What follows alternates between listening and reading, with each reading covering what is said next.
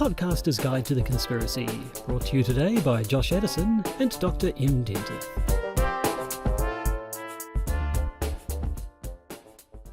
Hello and welcome to the Podcaster's Guide to the Conspiracy. I am Josh Edison, they are Dr. M. Dentith. We are managed to actually co-locate once again in Auckland, New Zealand. If you've been following the news, Auckland was locked down due to a pesky COVID resurgence, but only for 3 days. Some people think that's a good thing, some people disagree. But yes, it's actually quite fascinating because we had a high amount of anxiety when we discovered the UK variant of COVID-19 in our community, which led people to think, oh my God, we're going into lockdown for quite some time. So Auckland went into lockdown level 3. The rest of the country went into lockdown level 2.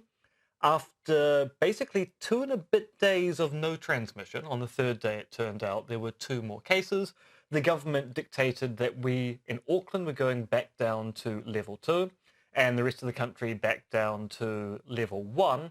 And I have to say, most of the reaction has been, has the government made the right decision, causing more anxiety by taking us out of lockdown than we would have had if we'd stayed in lockdown for a few more days. yeah, I mean, they seem confident that they've got it contained. They know exactly where it came from and how far it's got and that there's no danger of it spreading further. But if this time next week we're super extra locked down for even longer, I guess we'll know why. But fingers crossed for so far. We will indeed. Now, have we any admin before we get things started? No, none whatsoever. No I mean, apart from the fact I'm still here. Oh, obviously, yes. But we're still working on it. The catapult is nearing completion. I thought we were going to use the patron monies for a railgun. No, we don't have that much patron monies, geez. No. Which is why, if you donate money to this Patreon, or this podcast, which has a Patreon, which makes more sense than donating money. Donating? I haven't even started drinking the chartreuse, but the smell of it's already wafting through and curing my brain meds. If you donate money to this podcast via our Patreon, we will use that money to build a railgun to send me somewhere. Somewhere. You definitely won't be here afterwards. Well, I mean, bits of me will be here. Yeah. And bits of me will be everywhere across the earth. But anyway, that's for the uncertain future. We're living in the now. And now it's time for another installment of, what are we calling it? What the Conspiracy? What the Conspiracy? With an actual question mark. I mean, I have been thinking about whether we should have some kind of special sting for this, but we do now have a special surprise sting. So the notion will be that the person who is finding out about the conspiracy will have access to the sting button. And when they're surprised by what's going on, they can press it to denote their surprise. Right. Now, there's absolutely no point to this. There are no prizes. There are no points. But at the same time, it gives the person who's finding out about things a way of getting around that reluctance by New Zealanders to show any emotional response when it comes to pleasure or pain. Yep. Well, in that case, shall we play just the ordinary good old sting and get straight into it? Indeed. It's time for a fortress around my heart.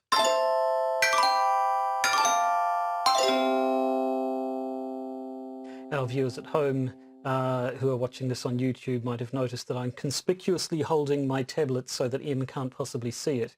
I even know why I'm holding my tablet. I'm making my tablet you have nothing disappear. to read at all. Actually, I will use it as a little tray for my drink. I think that's the best idea. Okay, so let's play the game again.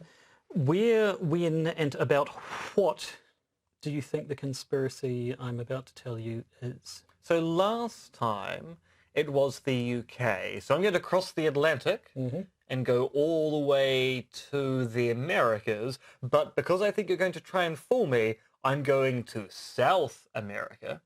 Now, the when, I'm going to say it's probably going to be post-colonization, although it would be interesting if you got me a pre-colonial conspiracy theory in the South Americas. So I'm going to say sometime about the 1860s. And I think it's going to be a murder-related conspiracy. Well, you're kind of right on one of those. Is it the murder? It's the murder. Okay. Yeah. How far away was I from the actual geographical location? We're in the former Soviet Republic. Interesting. So And that means it's probably well beyond the 1860s a then. little bit after that, yes. Just yes. a little bit? Just Early 1930s. that's 70 years. Yeah. I'm almost... I mean, are you sure you don't have a backup conspiracy theory which is actually closer to my initial predictions? I'm afraid I don't. I probably should have had one, because now that I think of it, you probably know a fair bit more about sort of Eastern Europe, former Soviet states, than I do. So Yes, the you've chances fallen into my trap. of you knowing about, not knowing about this... My finger is hovering lower. over the button, but am I going to press it? And that's not a reference to the Cold War. That's the surprise button. Yeah, so as to what it's about, well, we've had some fun, haven't we, in this segment? We've had wacky sort of Shakespeare-inspiring hijinks. We've had eccentric society ladies. We've had Rocky-themed authorship conspiracies. It's all been a jolly jape. So today I want to talk about genocide. Yeah, I think it's going to get less appropriate as we go, quite frankly. What do you know of the Holodomor? Well, wasn't he a character in Game of Thrones? Almost. Holodomor, wasn't that for short for Hold the Door? No, almost. It's we'll get into the etymology shortly, actually. Also known as the Ukrainian Terror-Famine of 1932 to 1933. The Terror-Famine. It is known as the Terror-Famine. Right, just let me get something straight here. So a famine usually describes a lack of something. So a terror-famine is a case where no bad things happen to cause the population of Russia to be scared for a period of time. That's a terror-famine. I wish that were true. This story would be a lot less bleak if your version of events were correct.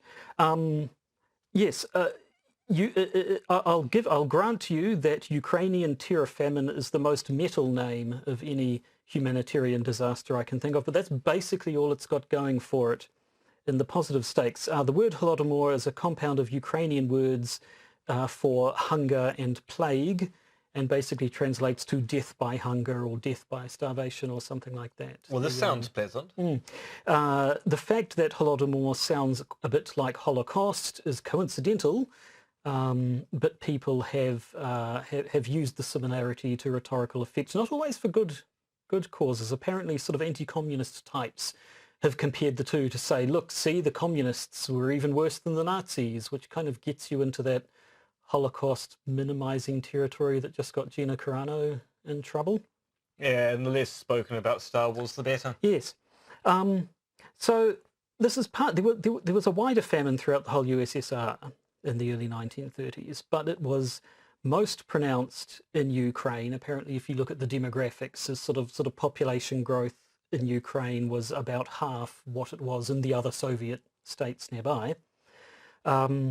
And you'll notice at this point, nothing I'm saying is overtly conspiratorial, but we will get there. Can I just jump ahead?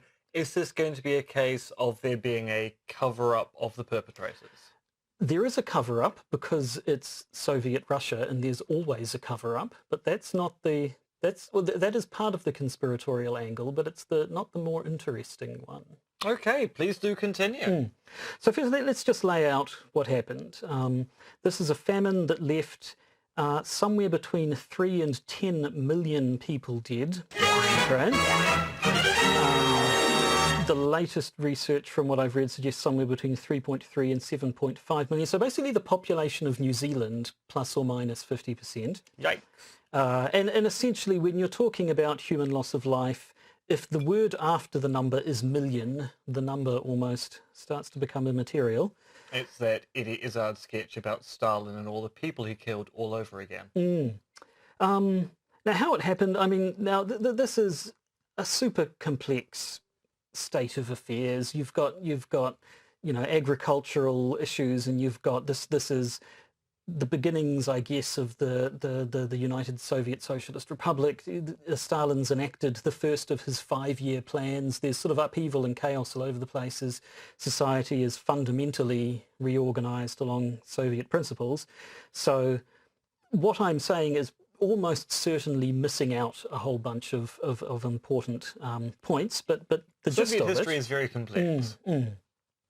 The gist of it is, on the one hand, you had this policy of forceful collectivization of agriculture. So they were taking society from having individuals owning their own farms, working their own farms, to the farms all become collectivized, nationalized. I guess that's a nice way of saying confiscated. Yep. And everybody works on the farms collectively.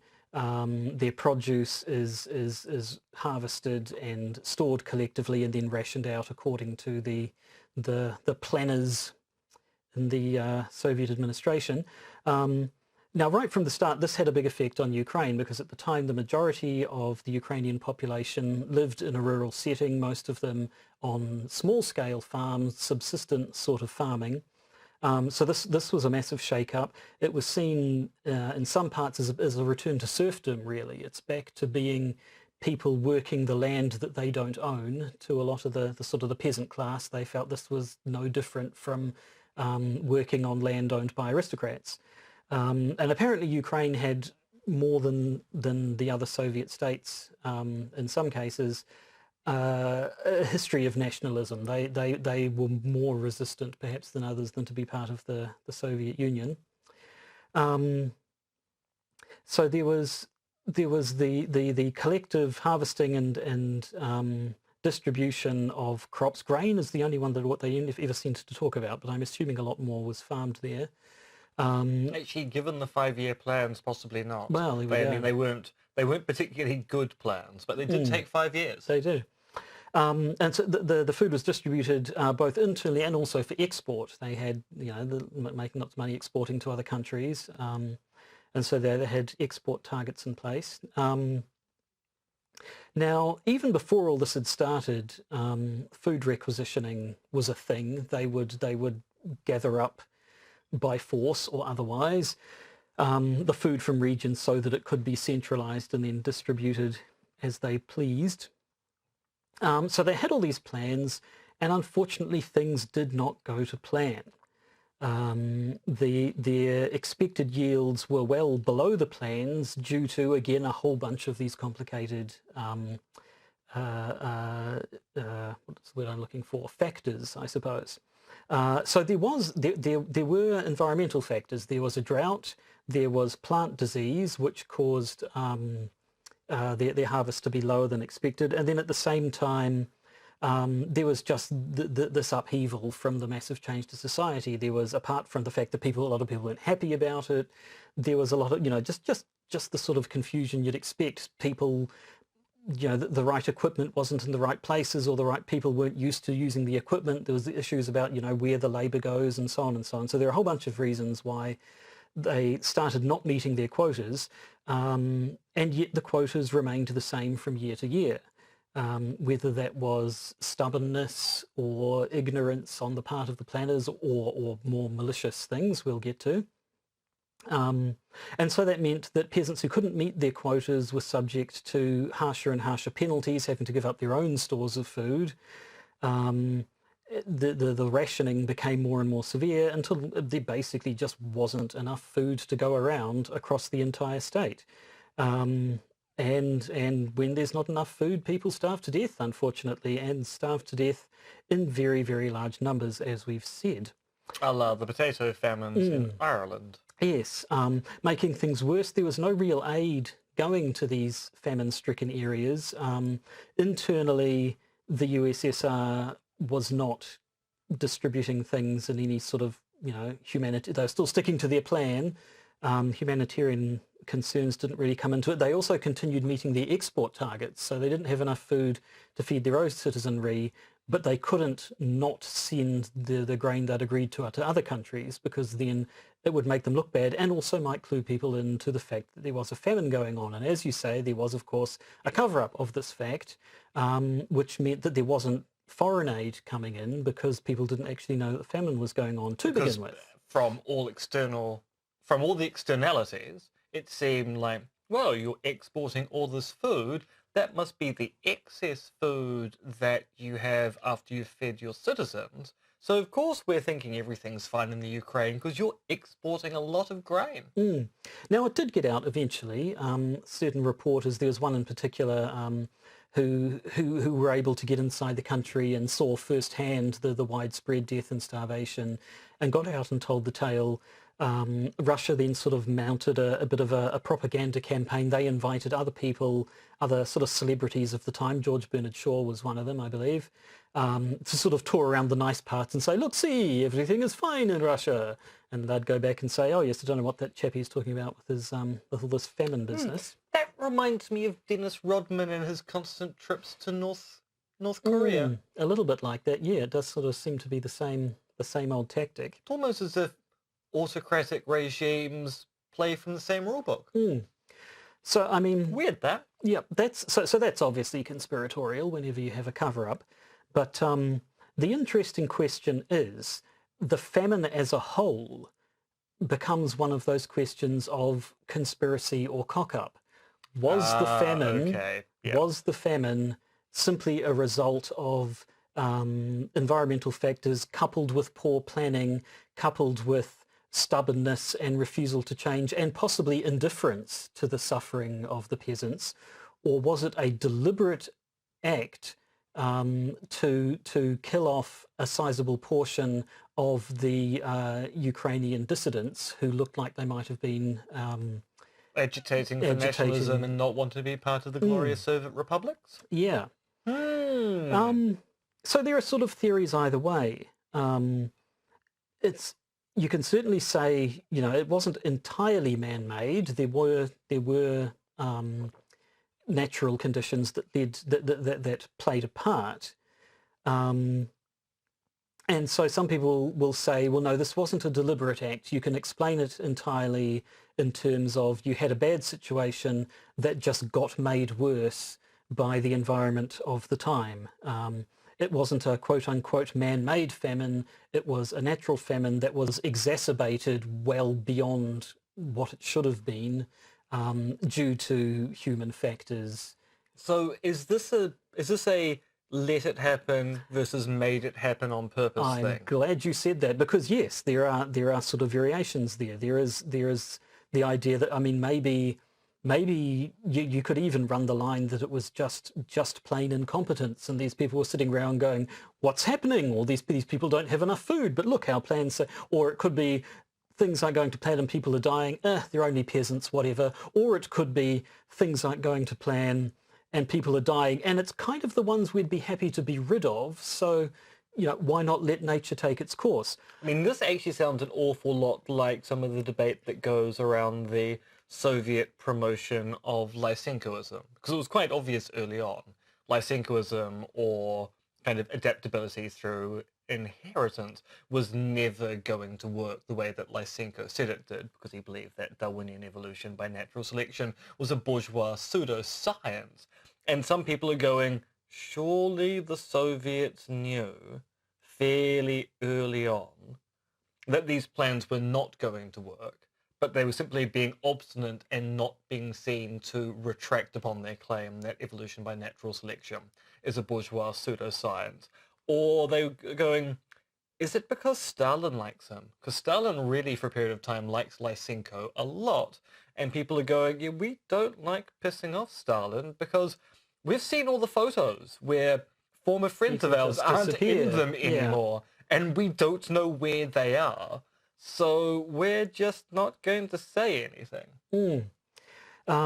But then we have the other side of the coin that says this was actually deliberate, that the quotas that were set for Ukraine were deliberately unachievable so that they would have an excuse to roll out these punitive measures, that Stalin was possibly punishing Ukraine for its nationalism or basically eliminating a potential independence movement. And under these conspiracy theories, that then makes the famine basically an act of genocide. And there is argument with the basic idea that the 5-year plan was simply a cover story for, no, actually we're going to starve your population to death, but we're doing it in the name of economics, or at least that's what we'll tell people if they ask. Yes, well, I mean, I don't know that that they say the entire plan was a pretext for killing off a bunch of Ukrainians, but certainly it was something that was done deliberately while all that business was was going on. Now, That's a theory. That's talking about our look at the paper last week. The whole lot of intentional states that we're positing there, but at this point we haven't actually argued either way. And obviously we can't exactly ask Stalin about it. And as far as I'm aware, there are no sort of diaries or anything that have surfaced. Wait. We should get ourselves a Ouija board and have a section called "We Are Stalin." We could do that. I fear that it could go horribly badly wrong. The thing is, we one of us only ends up do it in haunted the next by few him. weeks, because once I leave for China, the Ouija board thing's not going to work. That's but if we true. can get a Ouija board, so if we have someone who has a Ouija board, or we can actually just even construct one ourselves, you just need Exactly. a rudimentary planchette and a piece of paper with letters and numbers on it, and yes, no, we can ask Stalin. We can summon the spirit of Stalin and ask him what he... We can ask Stalin about all sorts of different conspiracy theories. You know, the Ouija board was originally a board game. It was. It was invented by Parker Brothers or something. Yeah, it was It's not never part meant of to an have olden- anything to do with the supernatural. It was meant to be about detecting your subconscious desires. Yeah. Anyway, no, but so we don't have any like direct testimony from anyone saying, yes, I did this on purpose because I wanted to kill millions of Ukrainians. What we do have is sort of a pattern of policies that seem to show Ukraine being singled out for much harsher penalties than any of the other Soviet states who were also suffering from this famine were subjected to.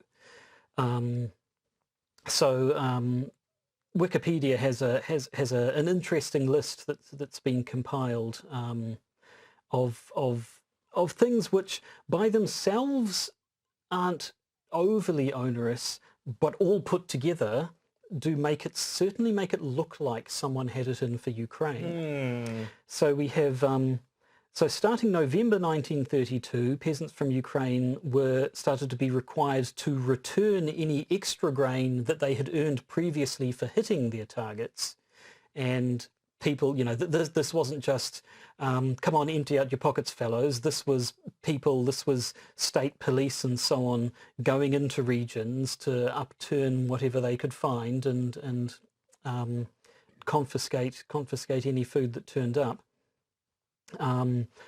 Mere days after that ordinance was put in place, a law was passed forcing peasants who couldn't meet their grain quotas to surrender any livestock they had.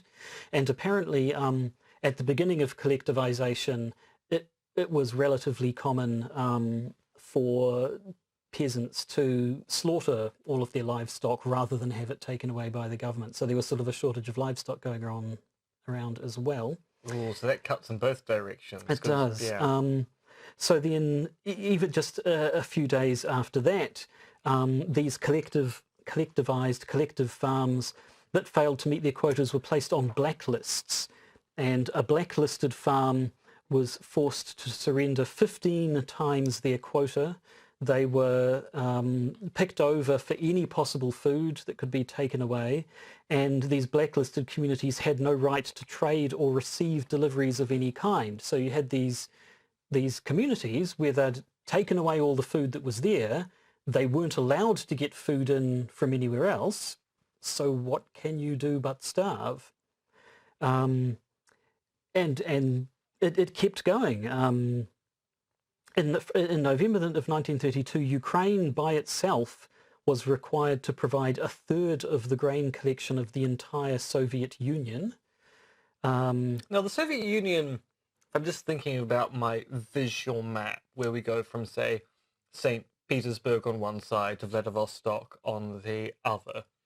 I mean, the Ukraine's a fairly large chunk of land around Eastern Europe, but it's not It's not a big. third of the USSR. No, it's probably not even an eighth of the USSR. Although now I'm thinking we're talking about a Mercator projection map, so we actually think that the Soviet Union is a massive space, but actually when you start scaling it up, it turns out that our country's North Island is almost the exact size of the United Kingdom by landmass. So actually now I'm thinking about it, God knows how big the Ukraine is. It's probably the size of Mars. What else? December 1932, Stalin's security chief presented the justification for terrorizing Ukrainian party officials to collect the grain. They don't go into detail about what this terrorizing entails, but if Stalin's security chief is terrorizing you, it's probably not a pink feather I'm duster. fairly certain you'd be thoroughly terrorized. It was considered treason if anyone refused to do their part in grain requisitions for the state. January of 1933, Ukraine's borders were sealed in order to prevent Ukrainian peasants from fleeing to other republics.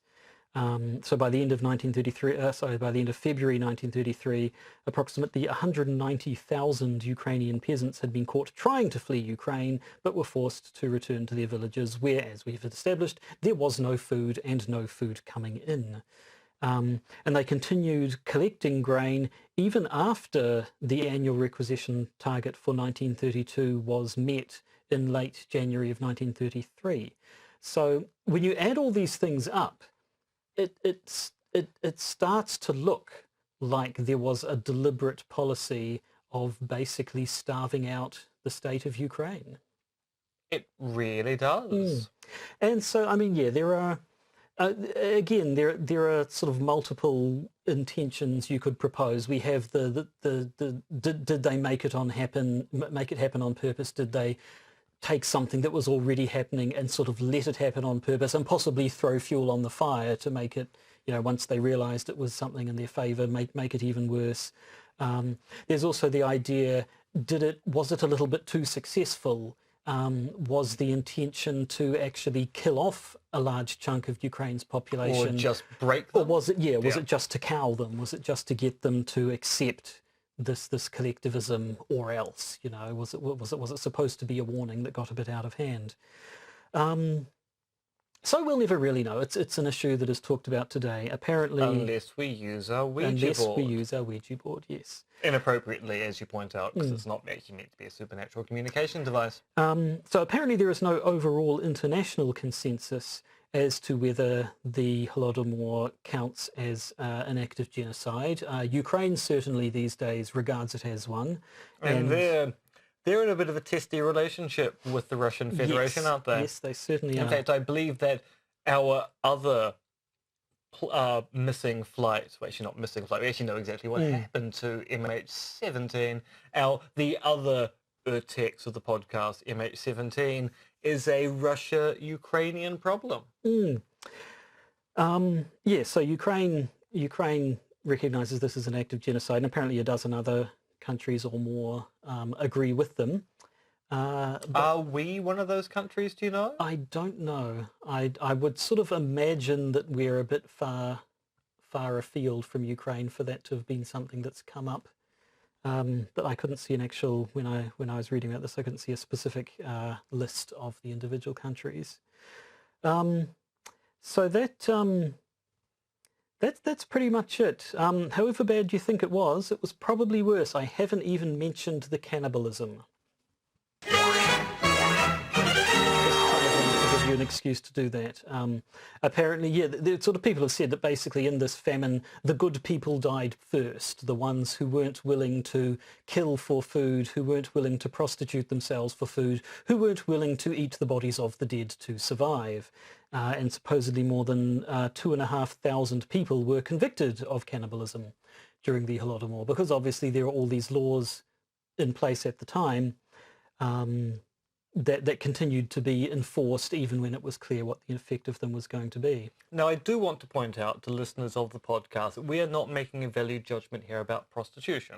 Prostituting yourself for food, or indeed the act of sex work, is in no way... Consensual sex work, yes. Is a perfectly fine thing to engage in. In fact, it's not just perfectly fine, it's a perfectly normal thing to engage in. It's been going on for the entirety of human history. This is a value judgment made by historians about the idea that prostituting yourself for food somehow makes you a bad person. We're not endorsing that claim. No, we're not. But certainly I think you could say that this was a case where it could be considered to be coerced by circumstance. Oh, yes. And certainly the cannibalism, I don't think we're going to be justifying that. No, certainly not.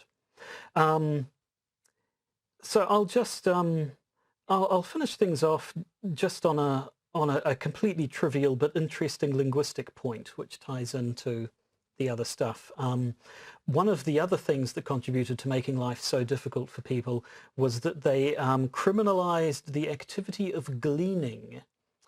Now, we know glean as a word that we usually apply it to information. You're gleaning information from certain sources, but that's a metaphorical use. And I found out while researching this that gleaning actually refers to the act of going over fields after crops have been harvested and sort of picking up any leftovers that might be left behind. Oh, now I understand where gleaning comes from. And so this was, in the past, this was kind of used as a bit of a sort of an ad hoc welfare system. People who didn't have enough food, who couldn't afford enough, that would sort of be allowed to pick over the leftovers of the harvest. We've done our harvest here. If there's anything you can find, you can have. Help yourselves. But no, that was not. That was too individual. That was not in keeping with the communist collectivized spirit. So that practice was also criminalized, making things just that little bit harder to get any food on top of anything else. How horrible.